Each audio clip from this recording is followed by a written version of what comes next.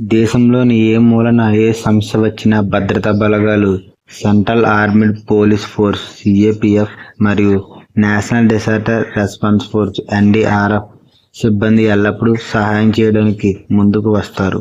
అయితే వారికి డబ్బులు ఎవరు చెల్లిస్తారో ఈ వీడియోలో తెలుసుకుందాం. కేరళలో కొండ చర్యలు విరిగిపడడంతో సిఏపిఎఫ్ మరియు ఎన్డీఆర్ఎఫ్ బృందాలు సహాయక చర్యల్లో నిమగ్నమై ఉన్నాయి. దేశంలో ఎలాంటి ప్రకృతి వైపరీత్యాలు సంభవించినా లేదా శాంతి భద్రతల సమస్య తలెత్తినా ప్రభుత్వం ప్రతి చోట సిఏపిఎఫ్ మరియు ఎన్డీఆర్ఎఫ్ని మోహరిస్తుంది. ఈ సైనికులు తమ చర్యలతో పరిస్థితిని నియంత్రిస్తారు. అయితే వారి విస్తరణకు సంబంధించిన నియమాలు ఏమిటి మరియు ప్రభుత్వం వారికి డబ్బులు ఎలా చెల్లిస్తుంది?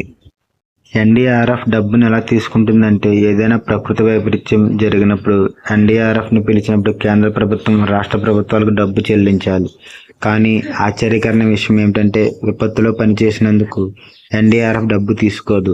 NDRF DIG SS Guleria India Today గ్రూప్తో సంభాషణ జరిగినప్పుడు ఎన్డీఆర్ఎఫ్కి రాష్ట్ర ప్రభుత్వాలు డబ్బు చెల్లించవలసి ఉంటుంది, కానీ ఎన్డీఆర్ఎఫ్ ఎప్పుడూ డబ్బు తీసుకోలేదని వెల్లడించారు. ఎన్డీఆర్ఎఫ్కు ఎంత డబ్బు ఇవ్వాలనేది హోం మంత్రిత్వ శాఖ స్థాయిలో నిర్ణయం తీసుకుంటుందని కూడా ఆయన చెప్పారు. అంతేకాకుండా ఎన్డీఆర్ఎఫ్ ఎన్ని రోజులు పనిచేస్తుందనే దానిపై కూడా ఆధారపడి ఉంటుంది.